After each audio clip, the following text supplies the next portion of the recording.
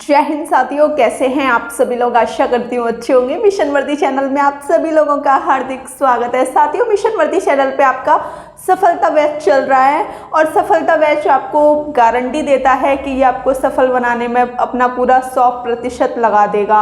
UP police constable, Delhi police constable के लिए जो सामान्य ज्ञान चल रही है वो एकदम बहुत ही अच्छे लेवल की चल रही है और अच्छी तरीके से चल रही है। ठीक है, तो आज की क्लास आपकी भूगोल की क्लास 23 होने वाली है, जिसमें हम पढ़ेंगे भूकंपीय तरंगें। पता है भूकंपीय तरंगें, अब तक आपको पता है कि भूकंप की तीव्रता को किससे मापा जाता है, लेकिन इसके बारे में भी तो हमको थोड़ा बहुत जानना पड़ेगा कि ये तरंगें कहाँ से उत्पन्न होती हैं, कितने प्रकार की होती हैं, कौन सी तरंगों का काम क्या होता है, ये सब कुछ हमको जानना बहुत महत्वपूर्ण हो जाता है। तो सबसे पहले मैंने एक पॉइंट लिखा है, पृथ्वी की आंतरिक संरचना। इसकी जानकारी जो की जाती है वो अप्रत्यक्ष परिमाणों से की जाती है ना। मतलब कोई भी प्रत्यक्ष परिमाण नहीं होता, अप्रत्यक्ष परिमाणों से पृथ्वी की आंतरिक संरचना की जानकारी की जाती है। अब देख लीजिए, इसका जो घनत्व होता है, पृथ्वी की आंतरिक संरचना का घनत्व होता है वो होता है 5.5। अब आपसे क्वेश्चन पूछा जाए कि बताइए पृथ्वी की आंतरिक संरचना की जानकारी कैसे की जाती है, तो आप बताओगे अप्रत्यक्ष प्रमाणों से, और इसका घनत्व 5.5 होता है। अब अगला पॉइंट है भूकंपीय तरंगें, कि जो भूकंप आता है वो किस तरीके से आता है, कहाँ से आता है, ये आपको पता होना चाहिए। तो देख लो, भूगर्भ, इसका मतलब है पृथ्वी के अंदर। जैसे एक महिला प्रेग्नेंट होती है तो बोलते हैं ना कि ये गर्भ से है, समझ गए ना।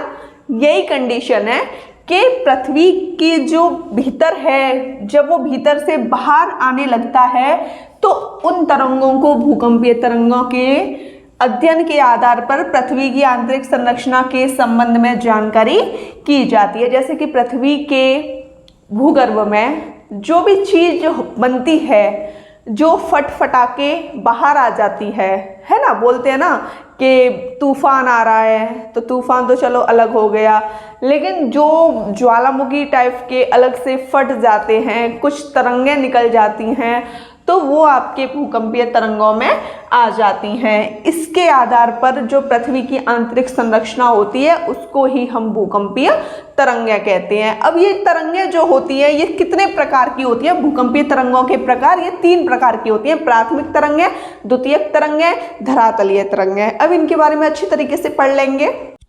जैसा कि साथियों मैंने अभी आपको जस्ट बताया था कि आपकी जो भूकंपीय तरंगें हैं वो 3 प्रकार की हैं। कौन कौन सी हैं? प्राथमिक तरंगें, द्वितीयक तरंगें और तीसरी आपकी धरातलीय तरंगें। तो सबसे पहले हम प्राथमिक तरंगों के बारे में जान लेते हैं कि ये एक्चुअल में है क्या।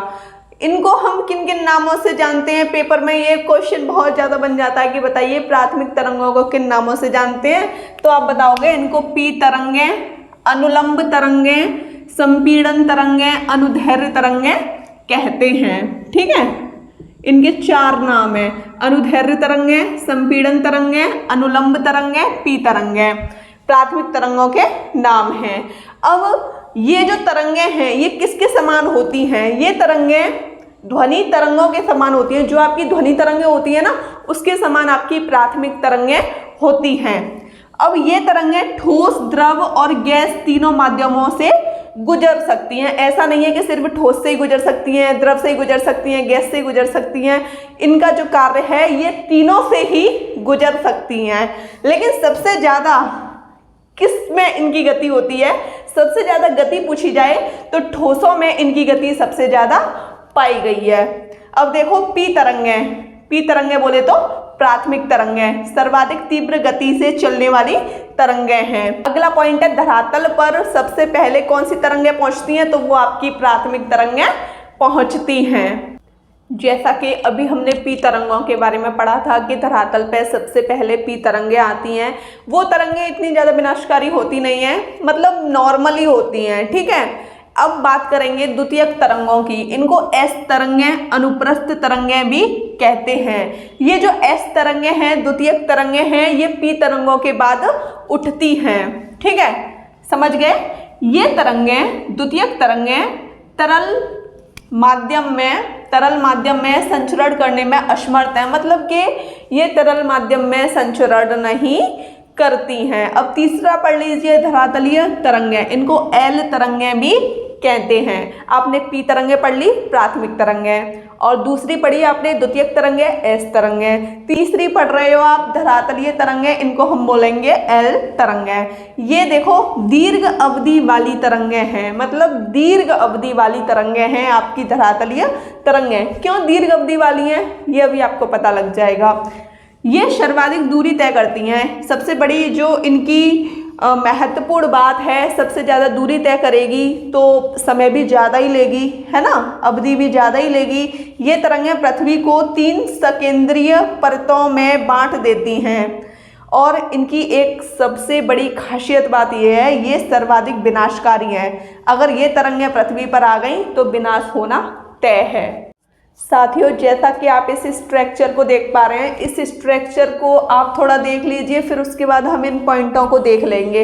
ऐसा नहीं है कि आपको बस ये पॉइंट दिख गए, जल्दी जल्दी नोट डाउन कर लिए, हो गया काम। पहले आप इस स्ट्रक्चर को देख लीजिए। देखो ये ना आपको जो दिख रहा है, ये पूरा इसका बाहर का दिख रहा है। क्या आपको इसके अंदर का दिख रहा है? अगर कोई चीज़ है, जैसे ये मार्कर है, आपको सिर्फ इतना ही तो दिख रहा है, बाहर वाला ही तो दिख रहा है, और जो इसके अंदर का है उसे आप देख पा रहे हो? नहीं देख पा रहे। ऐसे ही ये है, देखो ऐसे करके देखो, ये बाहर वाला आप इसको देख पा रहे हो, लेकिन इसके जो अंदर वाला है आप इसको नहीं देख पा रहे।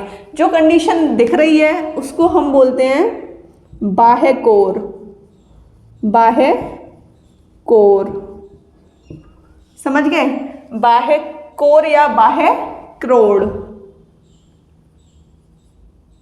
अब जो कंडीशन हमको दिख नहीं रही उसको बोलेंगे आंतरिक क्रोड़। चलो मैंने लिख दिया, जो मुझे दिख नहीं रहा उसके बारे में लिख दिया आंतरिक क्रोड़। अब आप बोलोगे कि इसमें ये जो ये वाला भाग है इसको क्या बोलेंगे? इसको बोलेंगे क्रस्ट। क्रस्ट नहीं बोलेंगे, क्रस्ट बोलेंगे, ठीक है। और आपको ये दिख रहा है ना, इसको बोलेंगे ऊपरी मेंटल, और ये वाला भाग बोला जाएगा निचली मेंटल। क्या लिख दिया मैंने? निचली मेंटल। अब आपको ये चीज़ें समझ आने लग जाएंगी। देखो इसने बोला है ऊपरी मेंटल तथा निचली मेंटल के बीच की सीमा क्षेत्र को रैप्टी संबद्धता कहते हैं। ऊपरी मेंटल और निचली मेंटल के जो बीच की ये सीमा रेखा है, इसी को क्या बोलेंगे? रैप्टी असंबद्धता, ठीक है। अगला देखो, ऊपरी क्रस्ट, ये इसका ऊपरी क्रस्ट है, और निचली क्रस्ट ये है। ऊपरी क्रस्ट तथा निचली क्रस्ट के बीच की सीमा को बोलेंगे कोनार्ड असमंदता, ठीक है। ये जो आपका ऊपरी क्रस्ट है और निचली क्रस्ट, अभी मैंने जो यहाँ बताया था उसको मत लेना। ऊपरी क्रस्ट और निचली क्रस्ट के बीच जो भी आपकी सीमा होती है उसको कोनार्ड असमंदता कहते हैं। बाह्य कोण जो हमको दिखता है, ठीक है, आंतरिक जो हमको नहीं दिखता। अभी समझाया था ना, बाह्य कोण तथा आंतरिक कोण के सीमा क्षेत्र को लेहमैन असमंदता कहते हैं। जैसा कि साथियों अभी हम लोगों ने पढ़ा था क्रस्ट के बारे में, ऊपरी मेंटल के बारे में, निचली मेंटल के बारे में। अब हम पढ़ेंगे भूपटल के बारे में। भूपटल, भूपटल पृथ्वी की सबसे बाहरी परत है, जो हमको दिखता है ना बाहरी परत, उसको हम भूपटल कहते हैं, ठीक है। तो इसको थोड़ा दिमाग में रखना कि बाहरी परत कौन सी है? भूपटल है। भूपटल को 2 भागों में बांटा गया है, ऊपरी विच्छिन्न परत और निचली विच्छिन्न परत। ये वाला जो पॉइंट है ये सबसे लास्ट में लिखना है, इसको भी मत लिखना, पहले ही बता रही हूँ। पता चला कि जो भी दिख रहा है उसको छाप दो। आप इसको समझने की कोशिश कीजिए, क्योंकि आप समझ लोगे इसमें क्या होता है, इसमें क्या नहीं होता, तो आपको अपने आप समझ आ जाएगा, ठीक है। तो देख लो, भूपटल को 2 भागों में बांटा गया, ऊपरी विच्छिन्न परत और निचली विच्छिन्न परत। ऊपरी विच्छिन्न परत किन चट्टानों से बना है? ग्रेनाइट चट्टानों से। निचली विच्छिन्न परत बेसाल्ट चट्टानों से बना है। ये ग्रेनाइट से, ये बेसाल्ट से, ठीक है। ऊपरी विच्छिन्न परत को देख लीजिए, यह महाद्वीपीय भागों में पाई जाती है और निचली पाई जाती है महासागरीय भागों में। भाई जो चीज़ नीचे होगी वो महासागर में तो पाई जाएगी, है ना, और ऊपरी विच्छिन्न महाद्वीप में। अब देख लीजिए महाद्वीपीय भागों में सिलिका और एल्यूमिनियम की अधिकता के कारण ऊपरी विच्छिन्न परत को हम बोलते हैं स्याल। क्या बोलते हैं? स्याल। किसकी अधिकता के कारण? सिलिका और एल्यूमिनियम की अधिकता के कारण। निचली विच्छिन्न परत को क्या बोलते हैं? सिलिका और मैग्नीशियम। यहाँ पे एल्यूमिनियम है, यहाँ पे मैग्नीशियम है, की अधिकता के कारण इसको बोलते हैं सीमा। अब आप इस पॉइंट को देखिए, जो हमने कोर पढ़ा क्रोड, उसको बोलते हैं बेरिस्फेयर। ठीक है, स्क्रीनशॉट ले लीजिए। साथियों, आपको सफलता बैच की क्लास कैसी लगी मुझे कमेंट सेक्शन में बताइएगा। वीडियो अच्छी लगी हो तो चैनल को सब्सक्राइब कीजिए, लाइक कीजिए, शेयर कीजिए। जय हिंद साथियों।